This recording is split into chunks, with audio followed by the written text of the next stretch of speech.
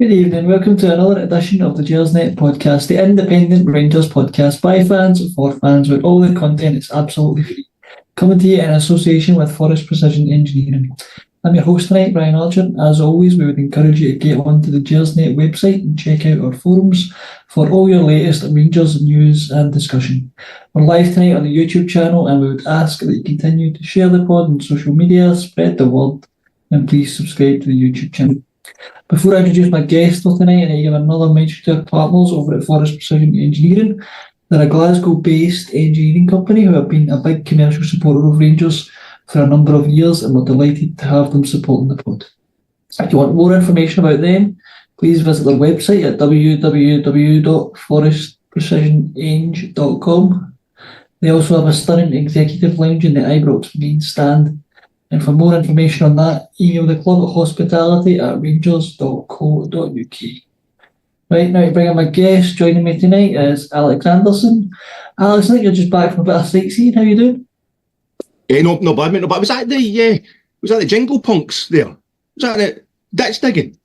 I saw them at Glasgow Apollo in 1980. Absolutely fantastic, guys. Absolutely different class. They're a great band. Absolutely fantastic. I was over talking to music. I was over in Nashville, Tennessee, putting the first syllable back into country and western music. And thanks to Rangers for just, I get back last Friday. I thought it was just the jet lag, but it's Rangers just getting me thoroughly back down to earth with the last couple of results. But I want to apologise to anybody who watched my post-match reaction pod the other night. That wasn't just jet lag. That was Rangers kicking me right in the homos. It was really, really slow. So I've had but a guy of my age, I just had a cup of tea there. And a couple of the McGee's tart. You get the 4-packs, McGee's with you get the pineapple cake and you get the strawberry tart and you get the wee cherry, the Bakewell and that as well. That was me. So it used to be a couple of lines of coke off the pert buttocks of a Filipino bellboy in Fire Island, but now it's just a couple of get that in there, and that's me. I'm ready. That's my naloxone for the night. I'm ready to go. How's yourself, mate? How are you doing? Aye, doing well. Apart from obviously, as you say, the last couple of results have not been anything to cheer us up, but that's about it. A bit of a shame for you coming back from your holiday and then having to watch the last two results. Usually it's like, Alec, don't talk about your holidays. There's nothing more boring than somebody talking about their holidays. It's like talking about their dreams or something like that. But I think everybody listening tonight would be quite happy if I just went on an endless recap of all the meals I had and all the roads I was driving instead of having to talk about Rangers. But we're going to do it. We're going to try and get this road back on the show, as they say, mate. So let's do it. Unfortunately, even when our teams don't turn up, we'll turn up and talk about it instead. First thing I wanted to get your take on was the team selection. There was a few surprises for me yet again. Sterling comes back in at left back and Roof making a surprise start up front. Did that surprise you at all? Roof starting was a slight surprise. I think it was always a possibility, especially after Mr. Dessers had those couple of misses against Ross County the previous game. I think we were all doing the arithmetic and thinking if he puts the two of them away, then we win the game. Easy to say. Everybody's at fault when we lose these kind of games, especially in that kind of fashion. But I wasn't totally blown away by the fact that Kamar Roof was coming in, and I think we've known with Kamar that he scored the last time we played in the previous time we played in Dingwall. Scored our only winner on Spanish soil against Spanish opposition. So when he comes in, when he does actually play for us, it only takes him a couple of games usually to get his eye back in. So I wasn't terribly surprised, but it was maybe a slightly off the wall change, that one. The other two, I was praying that it was going to be Sterling back in at left back, because Borna he's in Turkey or wherever it is he's gone. He has gone. He has left the building spiritually, if not physically, and. I know there was other places we wanted to be playing Dujon, but I think that was the most needful. And what was the other change? I was really happy. I'm going to go on and talk about how we're being too hard on the players just now, but being honest, no offence to Kieran Dowell, but I was really happy that he wasn't playing in the setting two alongside John Lundstrom, as opposed to being particularly delighted that it was Tom Lawrence. But he has played it a few times this season, done okay. Dowell did scored what could still be a really important goal for us at Fir Park when playing in the setting two at Christmas time there. But after his performance, or kind of non-performance on Sunday, I was really quite happy to see Tom Lawrence coming in and taking his place. But no, I can't say I was particularly surprised by the changes, and I'm not surprised in general when Philippe Clement's team does have a lot of changes. Now, I wasn't one of those that was calling for, the cancer at the heart of this team to be taken away. The same guys that keep letting us down year in, year out, even though like Lundstrom's only been there for 2.5 years. But I wasn't wanting with any of the guys. So I think it's just needs must, and it was about the best team we could manage.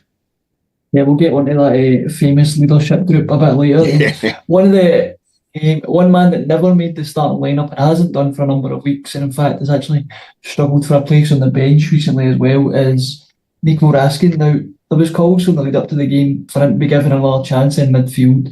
I think people have the opinion that he might bring a bit more energy to that midfield than somebody like Lawrence or Dowell. But he just seems to be constantly being overlooked. His last start at Motherwell, the defeat to Motherwell, granted it didn't go well, but given that we've seen what he's capable of, are you surprised that he's not been given more of an opportunity? And where does this leave his Rangers' future if he can't get a game now with Diamandi injured and Clement's essentially playing Tom Lawrence and Dowell ahead of him, who are two number 10s effectively? If he can't get a game now, when can he get a game? I think they're on a form that we're on just now, or the lack of form. It's bringing back that old kind of maxim amongst the Rangers support, which is the best players are the ones that aren't getting a game. No, they must be better than this. But I do find it puzzling, but only because I thought Nico Raskin himself was better than that. He'd be better than that. He'd be able to do more. I don't think the manager for 1 second is got an agenda against him or anything like that. So for me, it's same with Ben Davis, I think, as well, who's at times we've thought, Davis and Goldson maybe look like a kind of European standard centre-half pair, and I think that lasted for a game and a half. I'd certainly felt that way at one point, and then it all went south. But no, I'm not really. I think we're going to talk about this later, obviously, what the problem is, what's caused this slump. But I feel that there's so many injuries and there's so many absentees, so much rotation of the squad. It's totally necessitated. The manager's trying to put together kind of Frankenstein players. I think when you throw in Sterling and his substitutions, a few times he's come on in one position and then moved to another position after coming on as a sub. Sometimes you're getting like 3 players playing one position in the course of 90 minutes for Rangers just now. So he would be using anybody who was up to speed. I think it's the same as what's happened with Scott Wright a few times. You think if he's not getting a game the way the team's playing just now, or the positions that he can't be up to, he can't be doing it in training. The manager hasn't mentioned anything about fitness we're asking. I think he's trying to paint it as the guy's trying to get back to full fitness. He's not a vindictive manager. Clement, he's very against we'll come on to talk about talking negatively in any way about the team. He's Mr. Positivity. But I think you just have to look at if he's not getting picked, something's gone badly wrong for him. Raskin, he might have checked out. He might have completely checked out and be wanting to get back to Belgium or get another move, something like that. I hope he's going to screw the nut and become the player that he looked like he could become when he first arrived at Rangers. Scored in Clement's first game as well, and charged it in that 4-0 win over Hibs. And you think if a Belgian manager can't get something out of him, then nobody can. So I'm worried for Raskin, but if he's not getting picked, I just don't think he can be up to it, mate. He did seem like the type of player we could build that midfield around, so hopefully he gets back to that kind of form, because we know what a good player he can be when he's on form. In terms of the game itself, I find this difficult to analyse and talk about because not much actually happened, I don't think. Like, we created very little. We never looked like winning the game for me. I mean, it was all just so ponderous and a lack of any real urgency or intensity. You wouldn't think this team were trying to be in a title race, would you? I think that's the problem with the kind of toxic reaction, which I don't blame anybody for. I'm not sitting here saying I was anything other than totally devastated the other night, but I felt as if you're absolutely right. Nothing. It wasn't happening. It just wasn't happening. We didn't get to the point. We were gradually getting more possession during the game. Maybe after about the half-hour mark in the first half, we started to look like we were getting more possession. But they played the whole game as if they were trying to get rid of it, as if what had happened at Ross County, what had happened up in Dingwall, had traumatised them. I don't know what happened in Dingwall. That's the one I really want to. what happened the first half against Celtic. We've all got these kind of cockeyed theories, we've all got, because we're not getting the information. I don't think it would be conducive to good team spirit for the team going forward if we were to get the information, what exactly the problem was. But I think they're exhausted, if I'm quite honest. But the slow start against Celtic, and then the slow start to be compounded against Ross County at Dingwall, but we never started in that game. I felt as if, though, the other night against Dundee at Dens Park, they looked as if they'd been traumatised, like PTSD. I'm sorry if I'm repeating what I was saying in my post-match reaction the other night, but I'm suffering from a bit of PTSD myself about that performance. It seemed like they were just getting rid of the ball. The number of balls that get played forward by Connor Goldson, by John Souttar, just to nobody, into that. All we've been talking about for the last month is the grass at Dens Park, and that's what it seemed to be. The ball was just going to big dollops of grass at Dens Park. It was as if their first thought was get rid, don't concede. I think that's maybe part of the manager. It looked like they were traumatised by fear. I felt like they were traumatised by fear. Absolutely. And it was like, we can't concede 3 goals again. We can't get caught in the break again. And we did. That was, I think, a few times. Dundee always looked like we're ready to catch us in the break. That might be our own PTSD reading that into it, but they were hitting us in the break a few times. They got us in the first 40 odd seconds again, same as what happened up at Dingwall, same as what happened against Celtic. The last 2 times hasn't resulted in a goal, but it's really bad. But I think on Wednesday night it was more about the fact that they were just trying to get rid of the ball. They were just trying to keep a clean sheet more than anything else, and you end up, fans understandably are slagging Souttar, slagging Goldson, slagging John Lundstrom for just hitting these long balls that weren't great into anybody. But I think it was all about clearing the lines, making sure they didn't concede, and B, there was no movement up front. There was nothing happening up front. What I was trying to say is we looked at constantly going to get caught in the counter-attack against Dundee, but yet we had nobody up front. We had nothing going on in midfield, and we weren't getting overloads, anything like overloads. It looked like we had nobody anywhere near the Dundee box for the majority of the game. So you're thinking, how could we be getting caught in the counter-attack? We've not got the ball up there or the bodies up there. It was just this looked like a performance full of fear. And that, for me, if you're clutching at straws, at least as a reaction, because the performance at Ross County just looked like, nah, who cares? It looked like they were so traumatised by the defensive horror show at Ross County that they were so determined not to repeat that they lost all creativity. Exactly. It's almost like in trying not to concede, they kind of went too far the other way and lost all creative spark. No fluidity at all, no combinations, no 1-2s, no kind of underlapping or overlapping or anything. It just was very, very scared, and that's, fear is obviously going to totally constrict you. And I think the only thing you can take out of that is, I think at Dingwall it was like, why do they not look like they're in a title race? Why do they not look like they get what they're supposed to do? And I still think that can be excused slightly by the farce of the game at Dens Park being called off during the week. Having been given the go-ahead in the morning and then getting called off in that afternoon, even though we all knew it was going to happen. That is seriously messing about a team whose momentum is very fragile, given the manager was changed back in October. And it's the second time it's happened up there. And I think the strain and a tiredness for a lot of players we'll get onto is getting to them.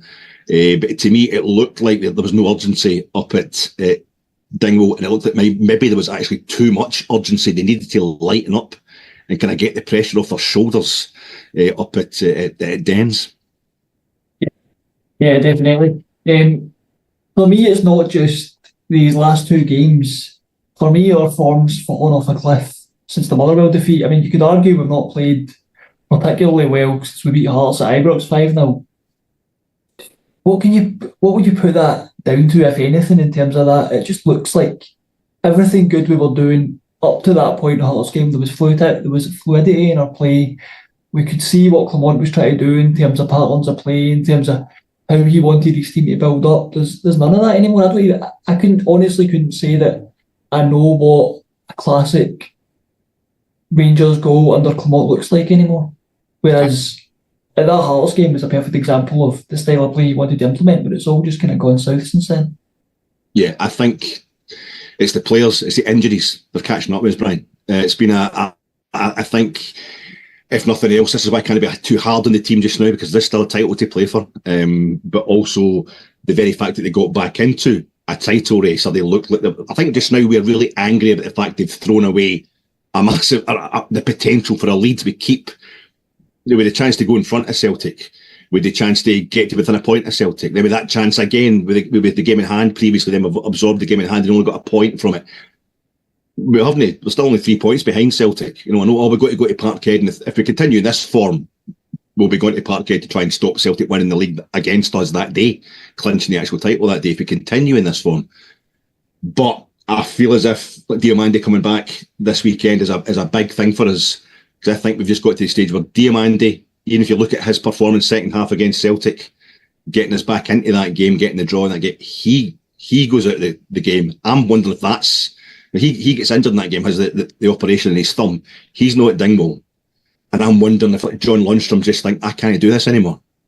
I need somebody. Diamandi's actually given me he's given me somebody to work with. We can do this together. We can do that thing of covering for the fullbacks. I've got to push really for. Joshua Barry in Rangers Review is really good in this, and I'm probably just plagiarising him without even knowing it, because I listen to his stuff and it's really good. But if you watch Rangers with any kind of attention at all, you can see that we're having to push the fullback. That's why Borna can't come back in, because if he's not in the game, if his mind's no, if his heart's not in it, it needs to be everything into him. I've got Tav, who's like 32-year-old, playing every game of the season, and he's now having to push further up and do more because we're lacking the creativity because Ross McCausland's injured.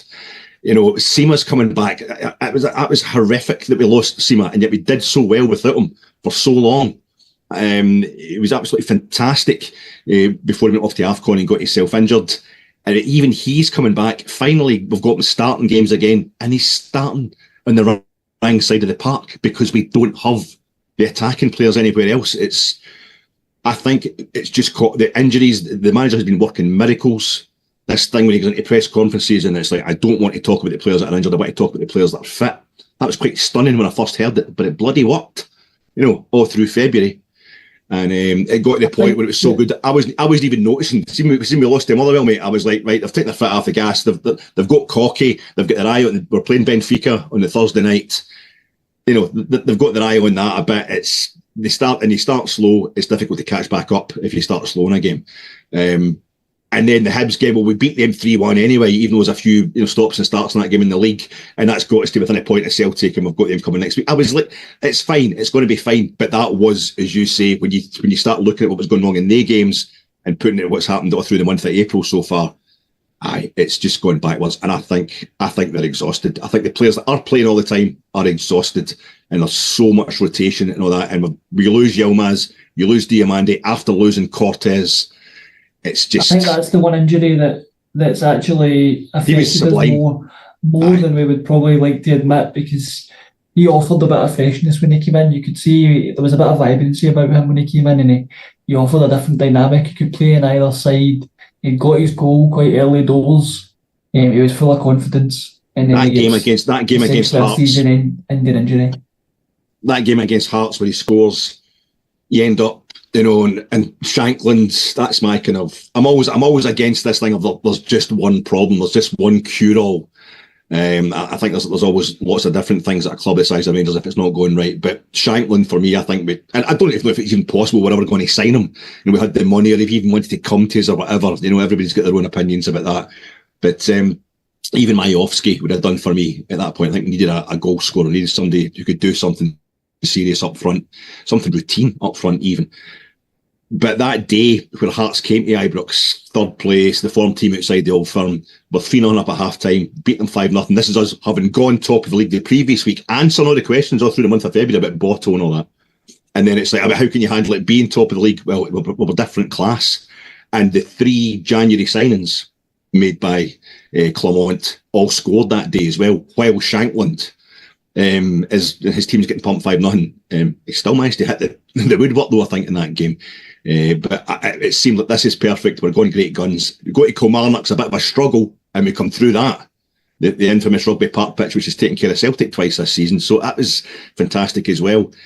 So it has been going well. It has been good. But the minute we start, that was the night we lost Cortez, who was holding us together in the first half that night against Kilmarnock at Rugby Park. He was the one guy, it's not working, but I'm going to keep going. we lost him, and then Yilmaz has been a revelation as well over the kind of, once it got to the kind of winter period.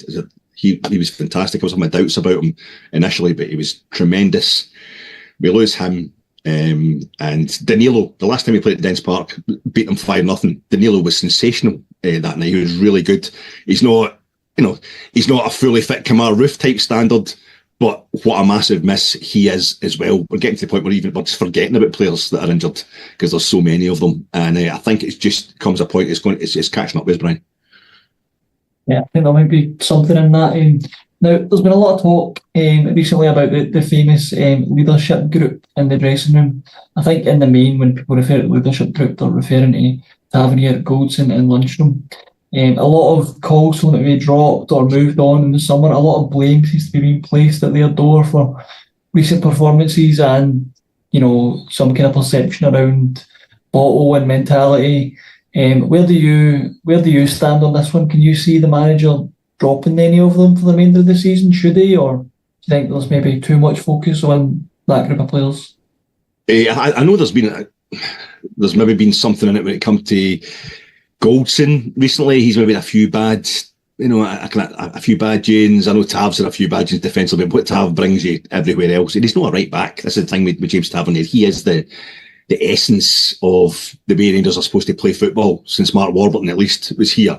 We're going to have bigger players and more money than most of the teams we play against. Overload, and Tav is the kind of ham hock of overload that's flavouring your soup there. He is just the guy that starts the whole thing. He needs to go forward. This manager has... My thing with Tav is we won't know how good he was until he's left. I think the Tav thing, it's become a hysteria. Like, I love the film Heat, Michael Mann film, De Niro and Pacino, all about bank. When the bank raid goes wrong, they get outside, the police are waiting for them. Michael and who else gets killed? Drio, he ends up dead. Anyway, a couple of guys get shot with the police outside because and when they get back to Dr. Bob, Jeremy Piven, he's the backstreet doctor that looks after Chris Shaherlis, played by Val Kilmer, who's been he's been wounded in his shoulder, he's picking the bullets at him, and De Niro's saying, right, how's he going to recover and all that? I need to give him plenty of rest. He's not got time on the run. Anyway, Chris says to Neil, who did it? Who sold us out? And he says, who wasn't there? Who wasn't there? And he's right, it was Treo, the getaway driver. He was breeding the guy that stepped in for him. He got killed as well with the police that day. So it's the guy that wasn't there. He's the guy that grassed him up for good reason. His wife was being tortured by these guys. Anyway, but so that's what I think. It's who isn't there. It's no who is there. It's no who is there that's to blame. James Tavernier is 32 years old. And I know, I was saying this the other night, I know that's nothing in modern football. Goldson's 31, Lundstrom's 30 years old. That's no age, really. Modern footballers looking after themselves, even at this level. But it is when you're not getting a break, when you're just not getting a break. And they are, Tav and Jack Burton, I think, played 51 games each. And there's no subs appearances for them. They're the two highest appearances. That's this season. 51 games each. Lundstrom is up there, I think, high 40s. I think maybe he's maybe about 48 and Goldson's 47, but I think maybe Lundstrom's have got more sub appearances. And I think we're about the same as Cyril Dessers because we've had to rely on him so much because we've hounded Lammers at the place and Danilo's injured and what have you. We just don't have the strikers. So Cyril Dessers has to get played all the time. He's played like high 40s games as well, a lot more sub appearances. To take it. We're doing this thing where that's the same, John Lundstrom, he has a good 3 or 4 months and then he'll let you down. And it's like to get 3 or 4 months out anybody at this point in time when we have players who can't come in for more than three games in a row. We have players who need a rest, are playing every second game. And what have you? Ryan Jack, I already mentioned Ryan Jack, he's like disappeared. These guys that are able to play every week and give us a minimal kind of, I know that people are talking about being spineless, which I find disgusting, but they are the spine. You need something to hang the rest of this team on. This kind of ever-rotating, ever-fluctuating, always injured team. You need someone to hang them on. And I think I was so glad when somebody asked Clement about it in today's press conference, implied this thing about this thing you see all over social media. They've let us down again. This same group of players will get every manager hunted. Number one, Steven Gerrard didn't get hunted. He get poached. Gerrard let them down. And that's only Goldson and Tavernier that have been there for them, and they've played under 4 managers in the space of 3 years. the fact that they're able to perform at all, have us in a European final, have us winning the Scottish Cup, have us challenging Celtic. We don't always chuck it at this time against Celtic. This is the first time we've been almost neck and neck with Celtic at this time of the season, including the season we won the league, the first time since 2011. The first time for 13 years, because the season we won the league in 2021, 155, we cruised it. So we've not been in this situation. This determination that they always let us down, this core group of players, and the manager said it today, most of this core group of players that always let us down have been here for 9 months. They can't always, it's physically impossible for them to always let you down, because only 3 of them have been here, for any length of time. We got rid of Morelos, we got rid of Kent, we got rid of Glenn Kamara. We get rid of all these players that we thought were letting us down. Even Scotty Arfield and Steve Davis, who never get any bad reports, because we all love them as well. They're away as well. I think it's just we feel permanently let down because we can't win the league. We're really frustrated. I don't blame anybody for that. We lash out. I do that thing where I go, no, it's no Tav. How are you going to cure the fact we can't score enough goals by taking out the guy who's scored, over a goal every second league game this season? The other night was it was only the second time in 8 league games that Tav hasn't scored. But he makes so many mistakes. He doesn't make that many mistakes. He's constantly scoring. It's the epitome of somebody who's trying. He scores when we're great. He scores when we're crap. He scored the last 3 goals at Parkhead in 2 games. We'll be lost both those games. He steps up all the time. So I think it's a bit of a misnomer. I think it's totally understandable. But I do that thing where I'll stick up for the team. I'll lash out at other Rangers fans. And then I'll, put the computer down. I'm absolutely fine. I'm cool. I'm totally phlegmatic. Then I'll go to Morrison's tonight and I'll go, fucking 129 for the pot noodle. That was 99 pence last week. I want to talk to that manager. Get that manager out here now. I want to talk to him. It's actually a manageress. She's quite a nice blonde lassie. Get that baldy Belgian bastard out here right now. Are you transferring stuff, Alec? Are you maybe projecting stuff? It's cool and chilled out about this situation as you're trying to make it. And I think other folk are just doing that thing where they go, I think, was it fraud? That's a good one. Fraud and wage thief. Fraud. Wage thieves. We'll never win any with this team. That is the league over. Don't shut the computer then go. You know what I mean?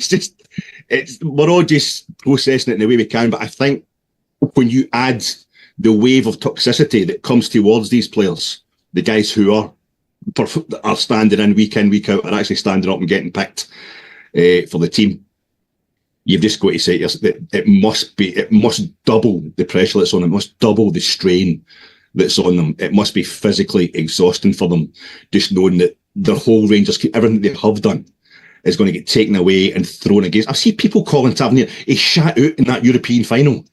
He got us to a European final. He stood up and took the first penalty in the kick out and scored it. As a captain's part. What he did in the way, he scored in every single knockout game at Ibrox in that. James Tavernier scored the first goal that night against Leipzig, and John Lundstrom scored the winner, literally put us in a European final. Some of the things that were said to me by fellow fans in the heat of the moment that night, I will keep to myself forever. They were so personal and they were so heartfelt. And everybody openly says, that was the greatest night of my life as a Rangers supporter, and it was certainly mine. But they're new wage thieves, and that was 2 years ago, Alec, but it doesn't disappear overnight. Do you know what I mean? I don't know how many. I don't think any of the 80 will be coming back next season, because I just don't think it's worth it for them as well as us. But I don't think it's necessarily correct that that's what's going to happen. But I think it's just they're the only thing we can find. We'll get rid of directors, we'll get rid of managers, and now the captain. They only become the leadership group. They only get that title when we're crap, when we have bad results, because it's like, we're getting the guillotine ready. You're next again on the block. But after them, it's us. It's you and me. The club are the fans. That was a chat in 2000. The club are the fans. The club are the fans. Well, then let's live up to that. You know what I mean? Let's celebrate the fact that we've got a club. I'm still in that phase, I suppose. But I think it's far too harsh on them, Brian. Far too harsh on them.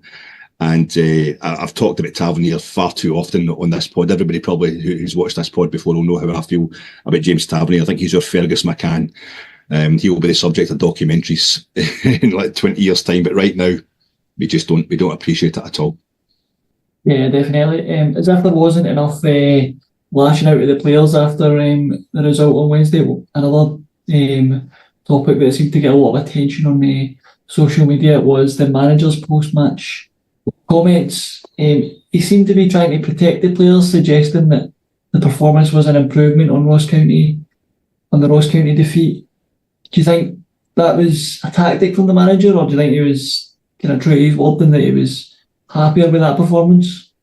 If he is happy with that performance, then he does have to go. Aye, but no, it's 100% a tactic, mate. 100% a tactic, Brian.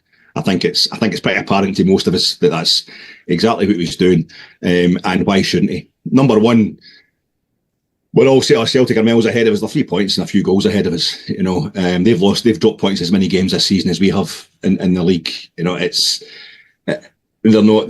far ahead of us as we might think. They will be if we continue in this vein of form, but their manager got them through their wee spell by being completely, for me, it's total scumbaggery. He's talking about referees, there's a conspiracy, but VAR, that's kind of implying it. And then before that, he was having to go at the media. I think it was supposed to be that, they've written the story. That's a deliberately enigmatic statement there, Brendan. Could you tell us what you mean? No, I'm not going to, because I want to do this in a kind of huff. I want to do this in a mic slam, kind of mic drop type fashion. You know what I mean? You know what I mean. We know you're talking complete bollocks, but can you explain it? No, shut up, hen. He starts making sexist comments to female reporters and stuff like that. Never ever slagged his team. Protecting his own job as well. But it now looks like genius. He's distracted. He's taken away from his own players any kind of pressure. And Felix Mont has managed to do that without being in any way, horrible about officials or reporters or anything like that. He just come out and he's continued in the same vein he's been in all season, which is positivity overload. As I've said before, when we lost Abdallah Sima to first AFCON and then injury, he's been sensational. We can't keep doing it. We're not going to be able to perform. We're not going to be able to do anything after the winter break because we don't have Abdallah Sima. And the manager kept saying, no, positivity. We're only going to focus on the players who are actually fit, not going to focus on the players who are injured. And if you look at our form through February and the way we reacted to every challenge to get closer, to pull back that deficit, to go top of the league, to beat Hearts, then Kilmarnock away while we're top of the league, we come through all that absolutely magnificently. Well, we had the energy, we still had that basis of other players, with Cortez in there, Yilmaz, blah, blah, blah. And I think that's what he's done the other night with that comment. There's only, in the league, there are 5 games to go. It just would not benefit anybody for the manager to be saying, "Yous are shite." That was pish. That's basically what folk want him to say. We enjoyed the fact that Dujon Sterling did say that. A lot of supporters enjoyed that. But that's not going to work. Especially when, one of my other half-assed theories is, are players finding out just now? Are the negotiations, are the talks been going on about next season? And a lot of them finding out you're not coming back. Or a lot of them thinking, I don't want to come back. They've told the management and now they're looking at new houses. And I don't know, but I don't think publicly, might have been something that worked in my day when I was younger. And I might quite secretly enjoy to see the manager come in and go, that was crap. And they want to, they want to have a look at themselves. But I don't think that's the situation. I think they're exhausted and I think they need as much help as they can possibly get. And I totally understand the manager super polishing up that turd the other night.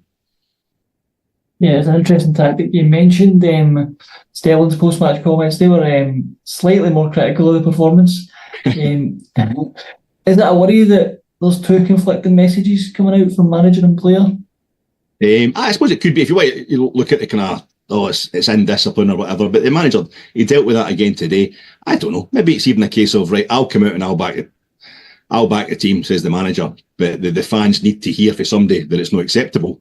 So I'll let Dujon Sterling do it. I don't know. I think that Dujon had just come out, spoke his mind. He's obviously a total downer, and I think a lot of fans have found that completely refreshing. I think that's all we need.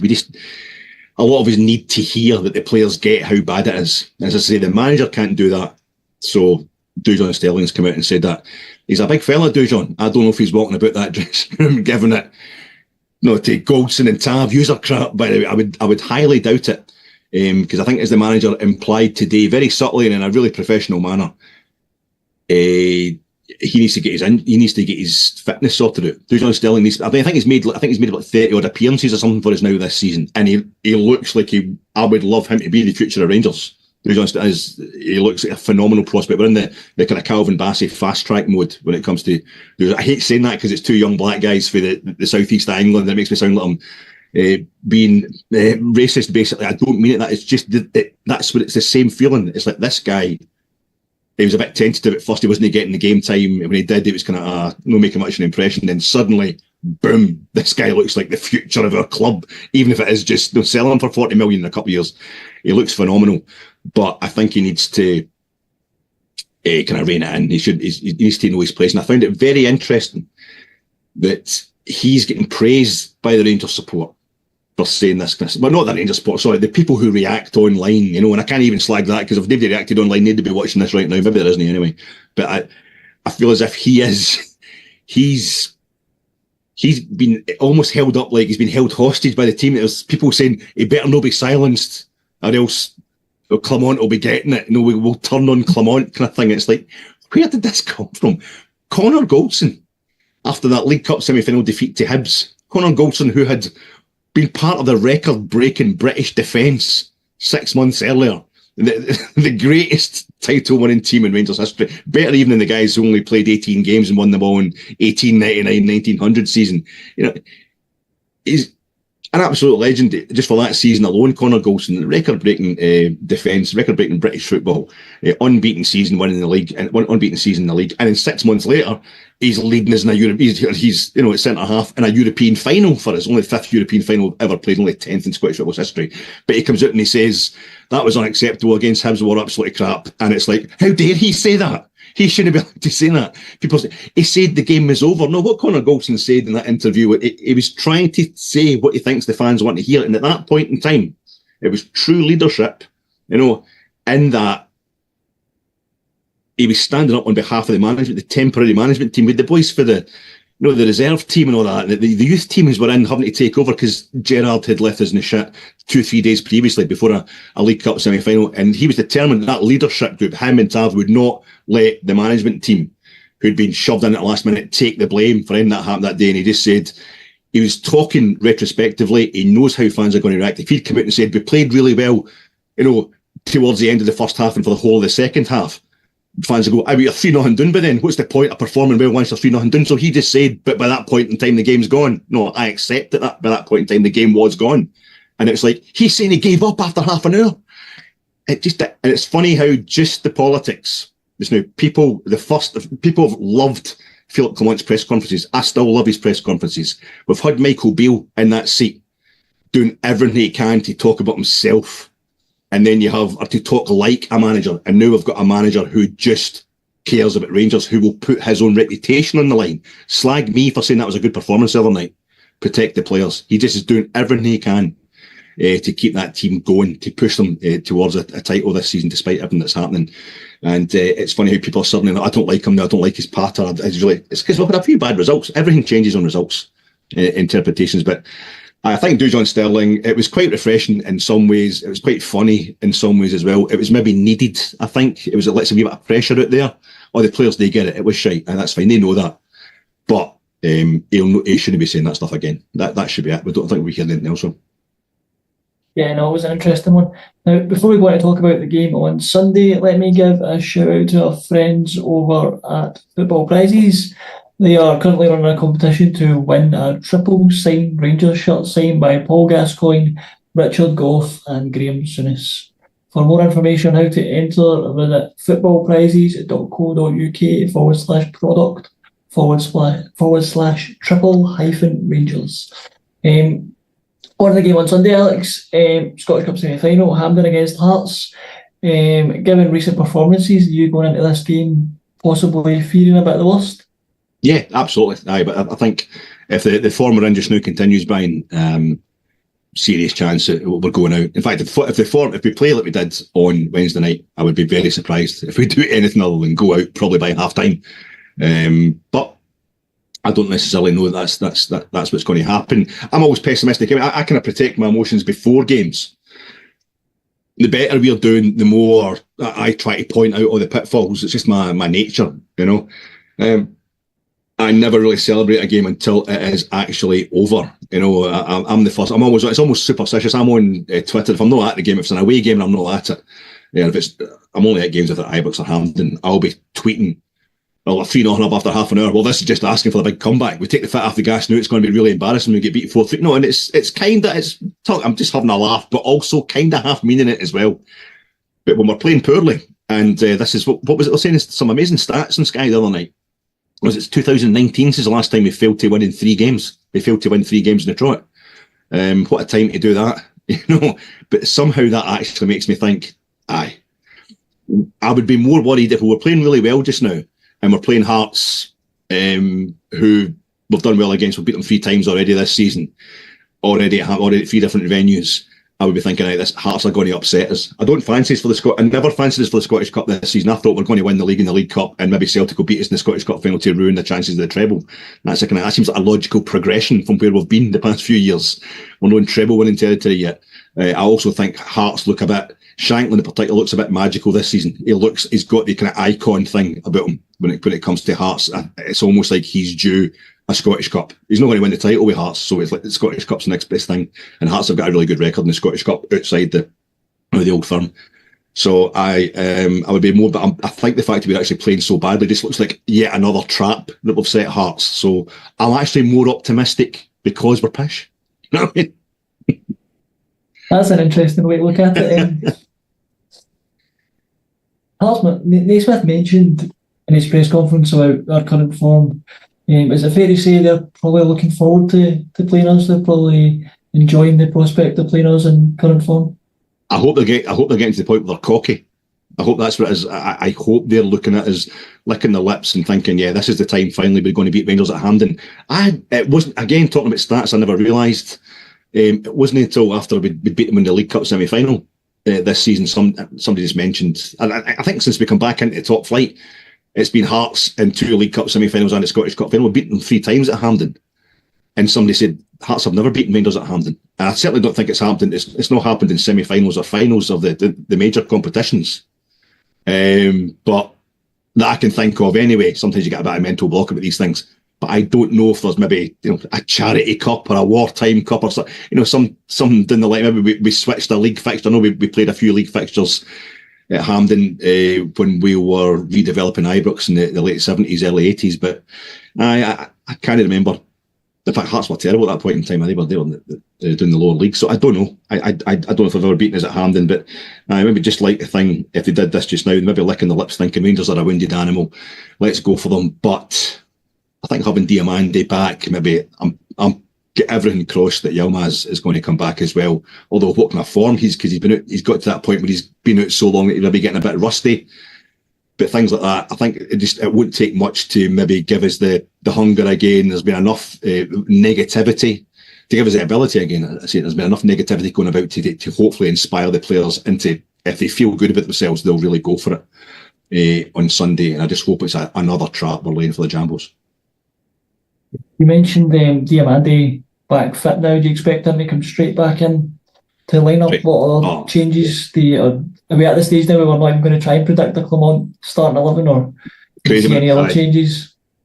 It's it'd be nuts to try and predict Big Phil's lineups, but something's just occurred to me, Brian. Sorry, talking about Clement and his press conferences and that. But Michael Beale's last act, talking about this leadership group thing and the criticism that they're getting, Michael Beale's last act, significant act as a football manager before he got consigned to a wee chair watching a TV screen for Sky Sports, was to blank a guy that he substituted for Sunderland at St Andrews. Just blanked the guy coming off the park, trying to make it, he didn't see him, but he was trying to put the blame on him, kind of thing, for everything that was happening to Sunderland. When Giovanni van Bronckhorst was under any kind of pressure, the first minute he was under any pressure at Ibrox, Beale's up there, he's in the main stand. Was it Livingston we're playing? Aberdeen, can't remember. I think he's up in the main stand like the ghost at the feast, and he's over at the Loudon, just up in his profile, making it known that he's available.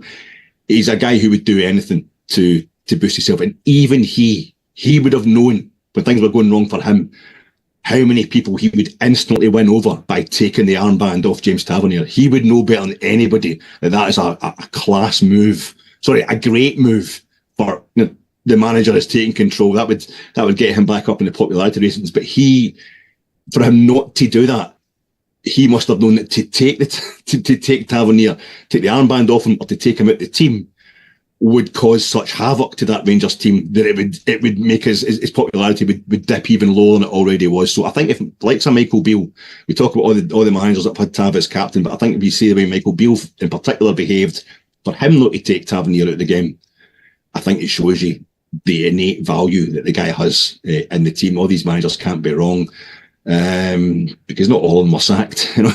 But I think on Sunday, Diamandi would go straight back in that. If he's anywhere near fit, he's got to go straight back in there. I think he's been a massive miss. I think he's been the omission too far. We've tipped over the edge after that. Doesn't explain the poor start against Celtic, because he was on the park at that point in time. But I think we've really missed him the past couple of games. And part of me, I was another half-arsed theory, kind of pub bore theory the other night is Dingwall, was it, finding out, was it John Lundstrom finding out that Diamandi wasn't going to be playing alongside him? He'd have Dowell alongside him after having played in that sitting two with Sterling, Jack, Raskin, all these different players all season. He's finally got somebody that he thinks he's getting on me. Oh no, is that what's deflated him, and that's spread through the team? Everybody knows Bournemouth chucked it. He's in at left back, and that's totally deflated the whole team. I don't know. I think Diamandi coming back in, hopefully, will give the whole side a lift, because we need something like that happening. And I'm praying that Yilmaz, it sounds like Yilmaz isn't going to make it, reading between the lines, but I'm praying that he does.